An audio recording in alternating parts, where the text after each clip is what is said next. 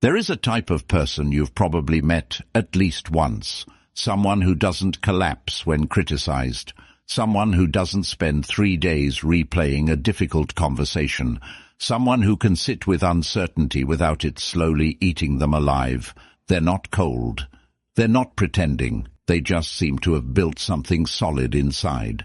Something that doesn't shift every time the outside world pushes. Most people assume that's a personality trait, something you're either born with or you're not. But it isn't. It's a result of understanding something specific about how emotions actually work, where they come from, what they're really about, and why certain things hit harder than they should. What Carl Jung spent his life studying, and what the Stoics were pointing at from a completely different direction, is this. The outside world doesn't control you directly. It controls you through the unexamined parts of yourself, through the wounds you haven't looked at, through the needs you haven't admitted, through the patterns running quietly in the background that you've never stopped to question. This episode is about those patterns, not in an abstract way, in a practical, honest way, because once you understand what's actually happening when something disturbs you, the disturbance starts to lose its grip. Not immediately, not perfectly, but genuinely. 1.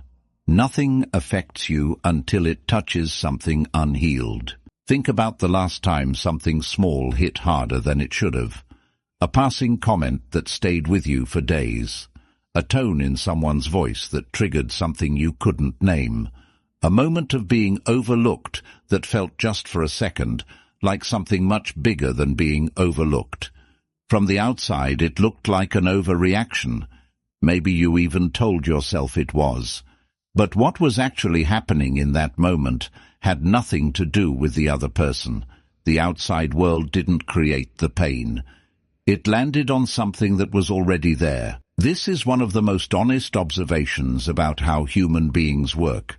We are not disturbed by events. We are disturbed by the places inside us that events happen to touch. A comment only cuts deep when it confirms a fear you're already carrying. Criticism only destroys when some part of you secretly agrees with it. Rejection only devastates when your sense of worth was quietly resting on the person who just walked away. Most people respond to this by trying to control the outside, managing what people say, avoiding situations that feel risky, building walls against anything that might sting, and on the surface that seems reasonable. But what they're actually doing is protecting the wound without ever looking at it, which means the wound keeps running the show. Jung noticed that we each carry a map of sensitivities we didn't consciously choose. The person who was made to feel small for showing emotion grows into someone who cannot tolerate being seen as weak. The one who experienced early abandonment learns to need constant reassurance, and then resents themselves for needing it. These aren't character flaws. They're old adaptations that stopped being useful a long time ago, but never got updated. The shift begins not with suppressing the reaction, but with getting curious about it. When something hits harder than expected, instead of immediately defending yourself or distracting yourself, pause long enough to ask, what exactly just got touched? Was it your need to be respected? Your fear of being left behind? Your sense of being capable or worthy? The question itself begins to loosen the grip, because a wound you can name clearly has less power over you than one you only ever feel blindly. The world will keep sending difficult moments. That's not the problem. The problem is walking into every room carrying unexamined wounds and wondering why certain rooms keep hurting. If this is landing for you, leave a like. It helps this episode reach someone who might need it today. And stay with me, because the next point goes one layer deeper. 2. Your reaction is the doorway to your shadow. There's an idea Jung introduced that most people find interesting the first time they hear it, and then quietly avoid, because following it honestly requires looking at things that aren't comfortable to look at. He called it the shadow. Not darkness in the dramatic sense, just the parts of yourself you learned, at some point, to hide, the emotions that got punished, the needs that felt too vulnerable to admit, the qualities that were unwelcome in the environments you grew up in.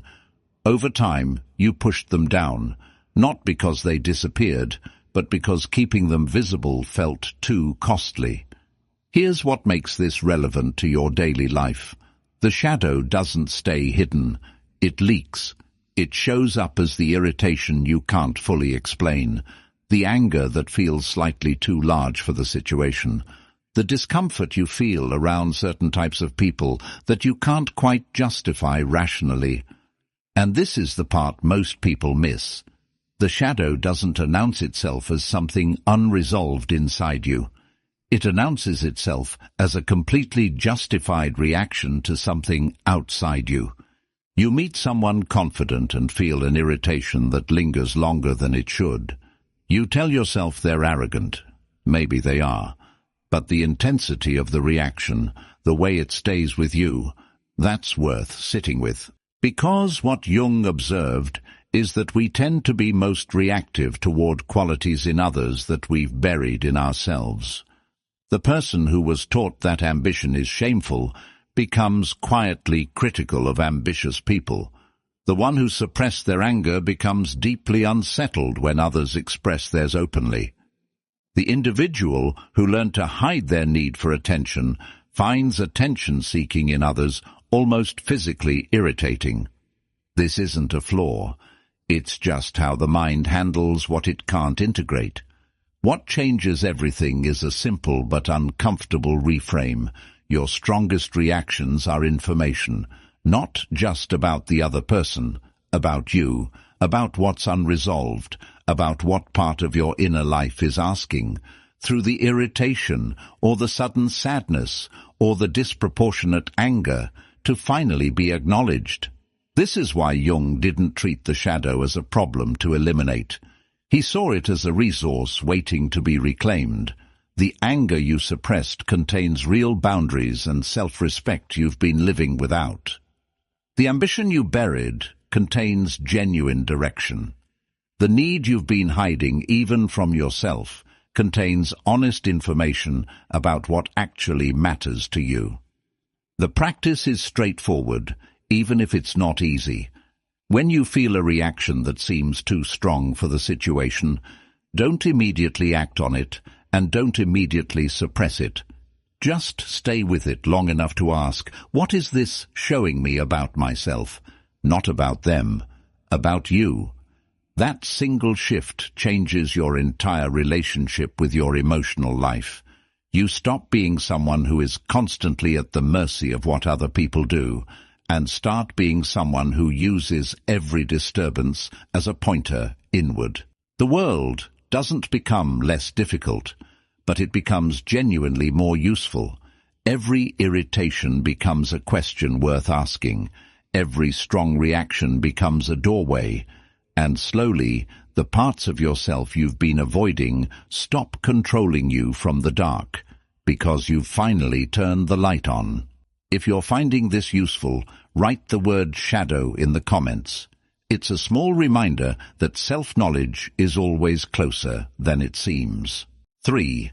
The event is not the pain, the meaning you give it is. Two people receive the same criticism from the same person in the same room.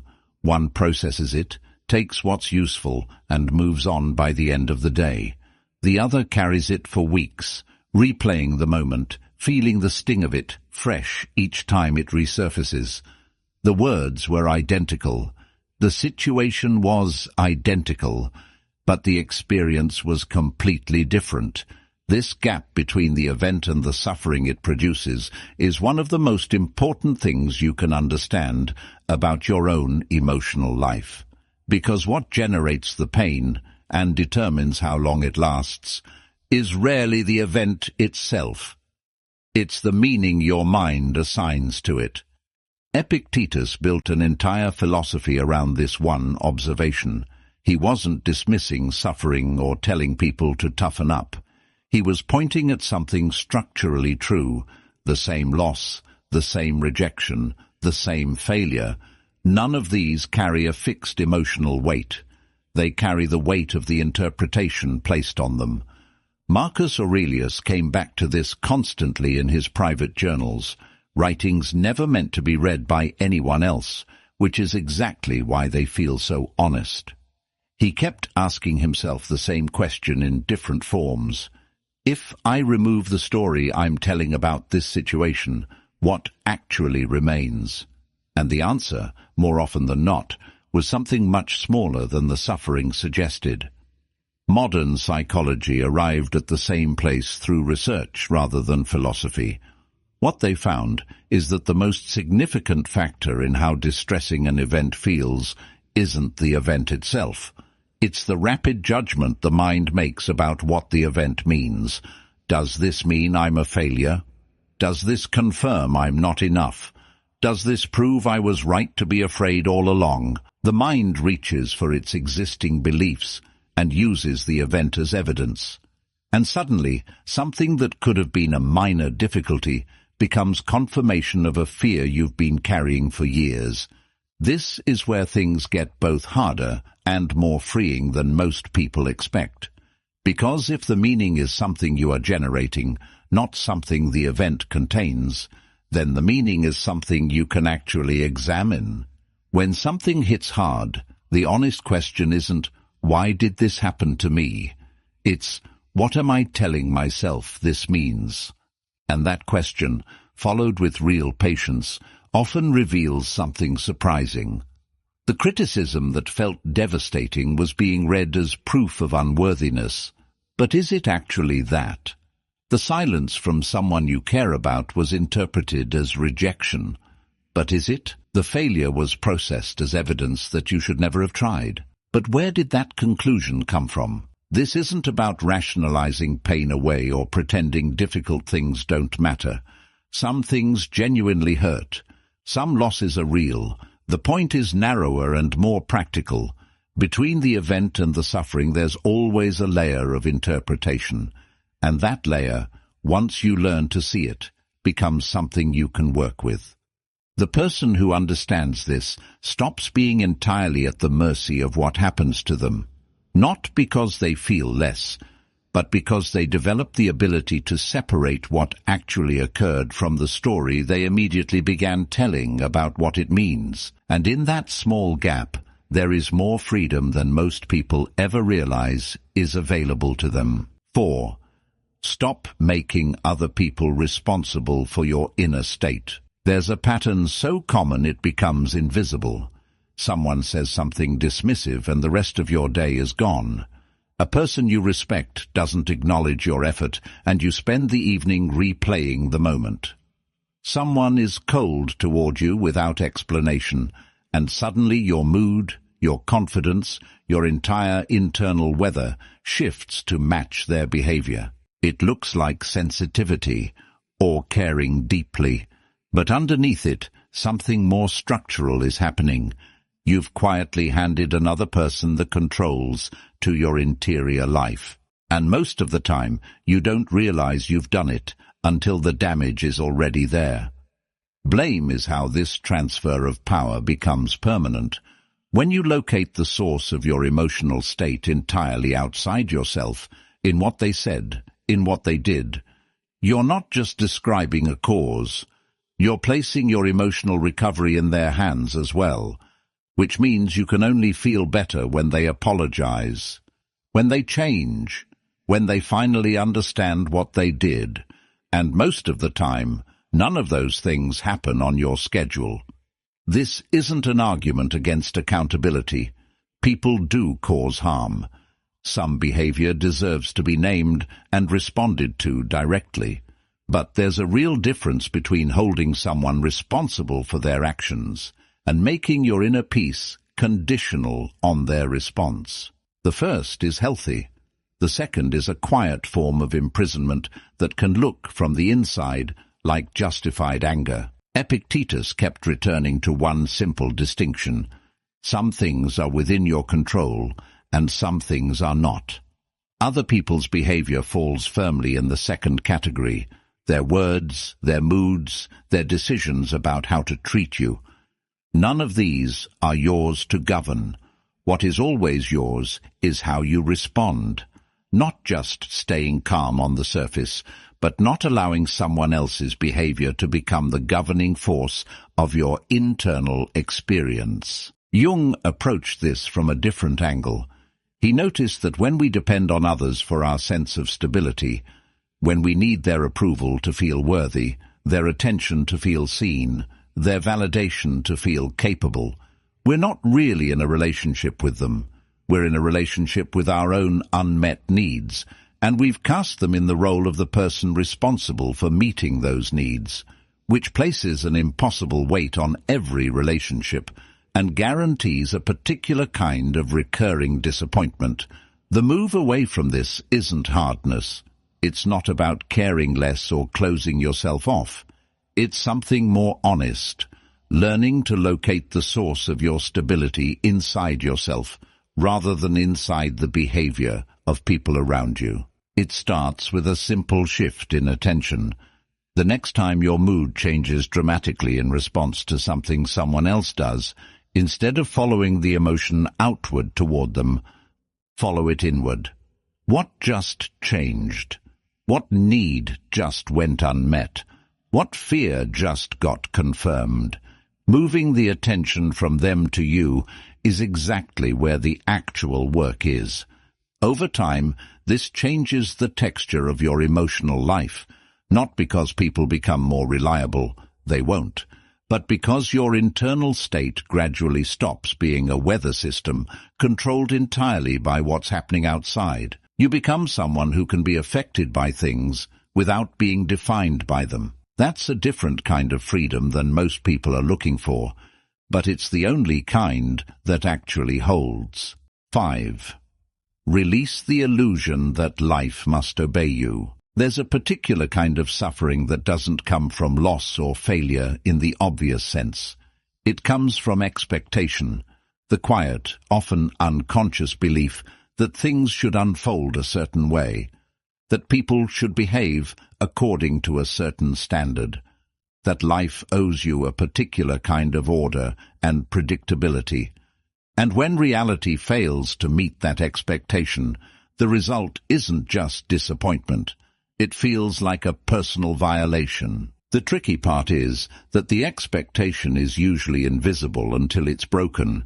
You don't walk around consciously thinking, "This person must never disappoint me." The expectation lives below the surface, silent and certain, until the moment reality contradicts it.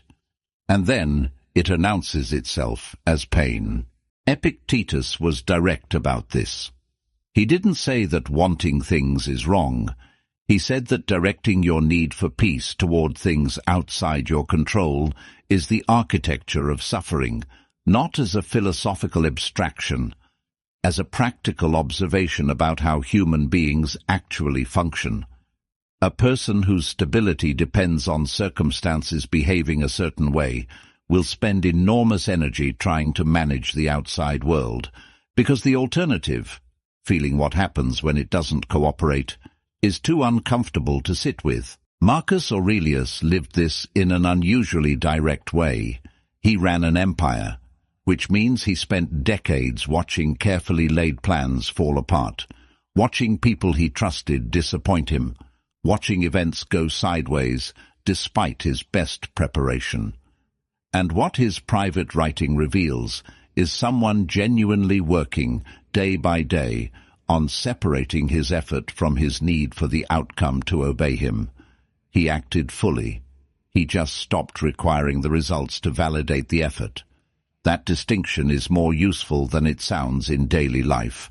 The person who needs their partner to always understand them will experience every misunderstanding as a small crisis.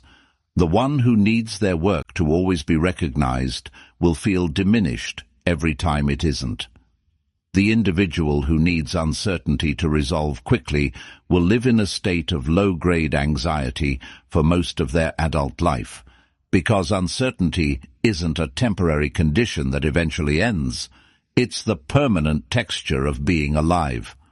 What makes this hard to work with is that the need for control often disguises itself as reasonable expectation. It's not unreasonable to want kindness. It's not unreasonable to want your efforts noticed. The problem isn't the wanting, it's the rigidity underneath it. The part that has quietly decided that if things don't go this particular way, something has gone fundamentally wrong. The release isn't resignation. It's not becoming indifferent or giving up on things mattering. It's something closer to loosening the grip, recognizing the difference between genuinely engaging with life and exhausting yourself trying to make life behave. And in the space created by releasing that second project, something steadier becomes available. Not certainty, not the guarantee that things will go well, just the quiet capacity to remain present with what's actually happening without needing it to be something else first. If this episode is giving you something useful, subscribe so you don't miss what's coming next, because the second half of this conversation goes even deeper. 6. Become the observer before you become the reaction. There's a moment, very brief, easy to miss, that exists between something happening and your response to it. Most people never notice it. The trigger arrives, the emotion rises, and the reaction follows so quickly that the whole sequence feels like one single event. Someone says something sharp, and you're already defensive before you've consciously registered what happened. Something goes wrong, and the anxiety is already spreading before you've had a chance to assess whether it actually deserves that much weight. The gap between trigger and response collapses, and a surprising amount of life gets determined inside that collapsed gap. Relationships get damaged in it. Words get spoken in it that take weeks to undo. Decisions get made in it that have nothing to do with the actual situation and everything to do with an older, more familiar pain. What both ancient philosophy and modern psychology agree on is that the gap can be widened. Not perfectly, not permanently, but meaningfully. And widening it might be the single most practical thing you can do for your emotional life, because everything else we've talked about in this episode requires it first.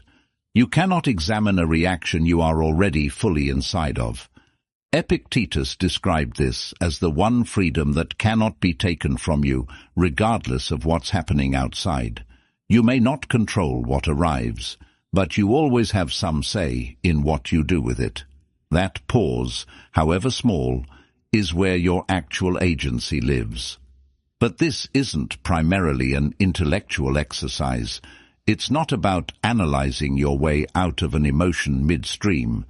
It's about something simpler and harder, learning to feel the emotion rising without immediately becoming it. Think of it as developing an inner witness, a part of you that can notice, "I'm angry right now," rather than simply being the anger. A part that can observe, "Something in me wants to shut down completely," without immediately shutting down. It creates just enough distance between the experience and the experiencer to allow for something other than pure reflex. Jung saw this capacity as central to psychological maturity. The person entirely identified with their emotional states, who is the anger, who is the anxiety, who is the excitement, has no perspective on those states at all. They're moved by whatever arises, like someone caught in a current with nothing to hold on to. Developing the observer doesn't mean feeling less. It means feeling fully, but from a position that isn't completely swept away by what you feel. In ordinary life, this looks quieter than it sounds. It's the breath taken before replying to something that stings. It's noticing mid-anxiety that your mind is running a familiar catastrophic story, and the small but significant choice to watch the story rather than treat it as fact. It's the moment of recognizing, "I'm about to say something I'll regret," before you say it. The practice builds slowly, through repetition. There's no point at which you become permanently above reflex. But the ratio shifts. More moments of pause, fewer moments of pure reaction. A growing familiarity with what your emotional patterns actually look like from the inside before they fully express themselves on the outside. And that shift, modest as it sounds, changes a great deal. Because a person who can observe their reactions before becoming them is no longer entirely at the mercy of whatever the world sends their way. They retain something real, not control over events, but genuine authorship over response, which, in the end, is the only form of control that was ever actually available. 7. Stop feeding the false self that needs approval. There's a version of you that was built for other people. It developed gradually, probably early, in response to what got rewarded and what got ignored. It learned which qualities made people comfortable and which ones created friction. It learned how to present, how to perform, how to manage impressions. And over time, it became so familiar that most people stopped noticing it's a performance at all. Jung called this the persona, the mask we wear in public life. And he was careful to say it isn't inherently a problem. Some degree of social adaptation is just how human beings function together. The problem begins when the mask becomes the identity. When you start believing that the version of you that needs to be liked, respected, and approved of is the real you, and that any threat to that version is a threat to your actual existence. This is where approval becomes a vulnerability rather than just a preference. When your sense of self is tied to how others see you, every interaction carries more weight than it should. A compliment becomes evidence that you're okay. Criticism becomes evidence that you're not. Someone's indifference feels like a verdict. Someone's disagreement feels like rejection. You're not just navigating a social situation anymore. You're constantly managing a fragile internal structure that depends on external input to stay upright. And the exhausting part is how invisible this is from the inside. It doesn't feel like fragility. It feels like caring about quality, or having standards, or being a thoughtful person. But underneath the reasonable explanations, there's something more exposed. A self that cannot afford to be disliked, cannot afford to be dismissed, cannot afford to be seen as anything less than it needs to be seen as. The people who are hardest to manipulate, hardest to destabilize, hardest to provoke, they've largely solved this problem, not by becoming indifferent to others, but by building their sense of self on something that doesn't require constant external confirmation. Their identity doesn't live in other people's opinions of them, which means other people's opinions, while perhaps noted, don't have structural power over how they feel about themselves. This isn't arrogance, it's actually the opposite. Arrogance is an overcorrection. It's the fragile self pretending to be invulnerable. What we're talking about is something quieter, a groundedness that doesn't need to announce itself because it isn't performing for anyone. The practical question is simple, but worth sitting with honestly. Where in your life are you making decisions about what to say, what to share, what to pursue, what to avoid, based on how it will be received rather than what you actually think or value? Because every time you shrink something true about yourself to avoid discomfort in someone else, you feed the false self and starve the real one, and a self that has been starved long enough becomes genuinely hard to locate, even for the person it belongs to. The work here isn't dramatic. It's small and consistent, saying the honest thing when the agreeable thing would have been easier, pursuing something that matters to you without announcing it first to see how people react, letting someone's disapproval land without immediately trying to fix it or explain it away. Each of these small moments is a vote for the self that doesn't need permission to exist, and over time that self becomes the one you actually live from. 8. Train emotional immunity through discomfort. There's a common misunderstanding about what it means to become emotionally strong. Most people imagine it as a kind of natural toughness, something you either have or you don't. Or they imagine it as the result of enough positive thinking, enough self-belief, enough reassurance that everything will be okay. But emotional stability isn't built through comfort. It's built through the repeated experience of discomfort that doesn't destroy you. This is how the nervous system actually works. When you avoid something that makes you anxious, the anxiety doesn't decrease, it grows. The avoidance teaches your system that the thing was genuinely dangerous, which makes it feel more threatening the next time it appears. Over time, the circle of what feels safe gets smaller and smaller, not because the world became more threatening, but because you trained your nervous system to treat discomfort as a signal to escape. The reverse is also true.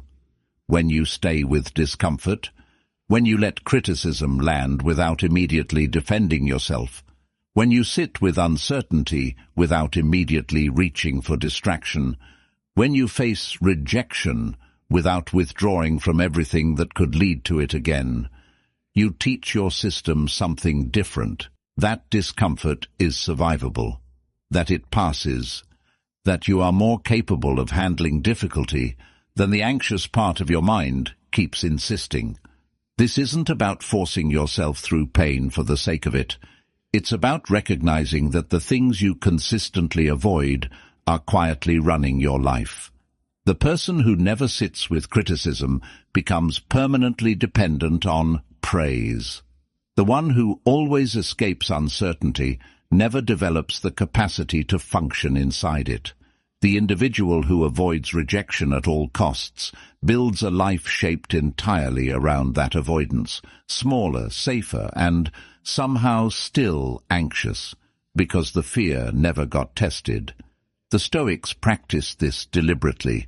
They called it voluntary discomfort, intentionally choosing difficulty not because life required it, but to prove to themselves that they could handle it. Seneca would periodically live as though he had nothing, eating plainly, dressing simply, not as punishment, but as training. He wanted to know from direct experience that the loss of comfort wouldn't break him, and knowing that changed his relationship with comfort entirely. He could enjoy it without needing it.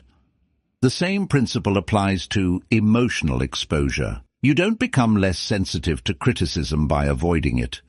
You become less sensitive by receiving it, processing it, taking what's useful, discarding what isn't, and discovering that your sense of self remained intact through the whole thing. You don't become less afraid of rejection by never risking it. You become less afraid by risking it, experiencing it, surviving it, and updating your internal model of what rejection actually costs.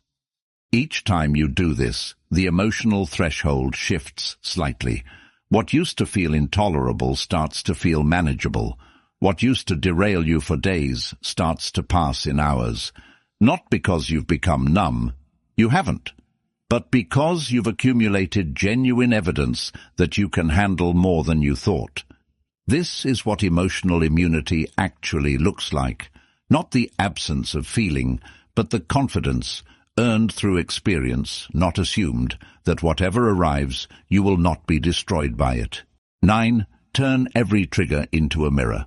There's a particular kind of person who irritates you in a way that's hard to explain. Not someone who has genuinely wronged you, just someone whose presence, whose way of speaking, whose confidence or neediness or carelessness activates something in you that feels disproportionate to what they actually did. You probably have at least one person like this in your life right now. The natural response is to focus on them, to analyze what's wrong with them, why they behave the way they do, why other people don't seem as bothered as you are. And sometimes that analysis is partially correct. But the more honest and more useful question isn't about them at all. It's about why them. Why this quality, in this person, produces this particular reaction in you. Jung observed something precise here. The things that disturb us most in others are often the things we haven't fully made peace with in ourselves. Not always, but often enough that the pattern is worth taking seriously. The quality that irritates you in someone else is frequently something you either suppressed in yourself, were punished for expressing, or secretly fear you embody without wanting to admit it. The person whose arrogance drives you to distraction, is there an ambition or confidence in yourself that you've learned to keep quiet? The individual whose neediness exhausts you, is there a part of you that has similar needs but has been hiding them for so long they feel shameful? The one whose carelessness infuriates you, is there a version of that freedom somewhere inside you that never got permission to exist? This isn't a way of dismissing legitimate frustration. Some behavior genuinely deserves a clear response, but the intensity of the reaction, the part that lingers, the part that feels slightly obsessive, the part that keeps pulling your attention back, that intensity is information, and the question it's pointing toward is always inward. The practice here is one of the simplest and most uncomfortable in this entire episode. When someone triggers a strong reaction before doing anything else, ask honestly, what is this showing me about myself? Not what is wrong with them. What is this revealing about something unresolved, unexamined, or unacknowledged in me? Sometimes the answer is nothing significant. Sometimes the irritation really is just about them. But if you ask the question consistently and honestly, you'll start to notice patterns. The same quality keeps bothering you across different people. The same type of situation keeps producing the same disproportionate response. And those patterns are a map, pointing directly at the places where your self-knowledge is still incomplete. This reframe changes the entire experience of conflict and irritation. Instead of being drained by difficult people, you start extracting something useful from the encounter, not because they deserve credit for disturbing you, but because the disturbance itself, followed honestly inward, keeps returning pieces of yourself that you didn't know were missing. Every trigger becomes a question worth asking. Every difficult person becomes, unintentionally, a contributor to your self-understanding. And slowly, as you recover more of what was buried, the triggers lose their charge, because the unresolved material they were pointing at no longer needs an external event to make itself known. 10. Master your perception and you master your reality. Everything we've covered in this episode points toward one place. Not a technique, not a rule, not a philosophy you adopt intellectually and then set aside. A fundamental shift in how you relate to your own inner life.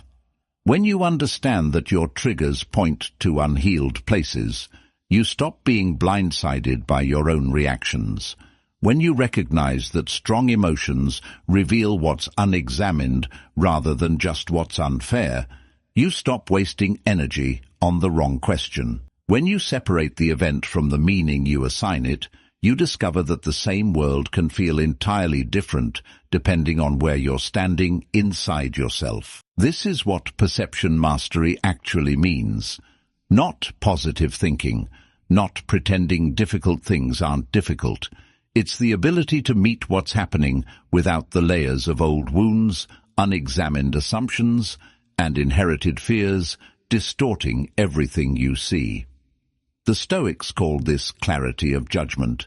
Jung called it individuation, the long process of becoming more fully yourself by integrating rather than suppressing what lives inside you. Different languages, same territory. A person who has done this work doesn't need the world to behave a certain way to remain steady. They've built something inside that doesn't depend on outside conditions to stay upright. This doesn't mean nothing affects you. Things will still land. Loss will still hurt. Difficult people will still be difficult. But there's a difference between being affected and being controlled, between feeling something and being consumed by it. between noticing a reaction and being entirely at its mercy.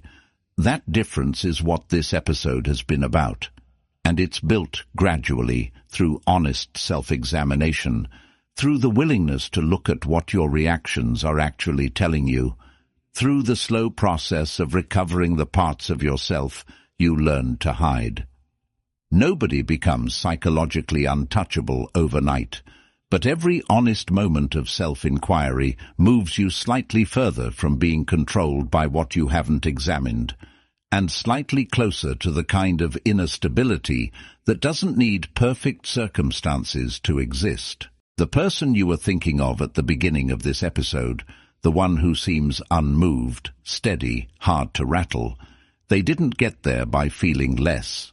They got there by understanding more about themselves, about their reactions, about the difference between what's actually happening and what their mind is adding to it. That understanding is available to anyone willing to look honestly inward, not once, but as an ongoing practice, not perfectly, but consistently enough that the patterns slowly change. If this episode gave you something worth keeping, subscribe and continue with the playlist in front of you now. The next episode continues exactly where this one leaves off. Write mirror in the comments if something in this episode made you see yourself differently. It's a small thing, but sometimes naming the shift is how it becomes real.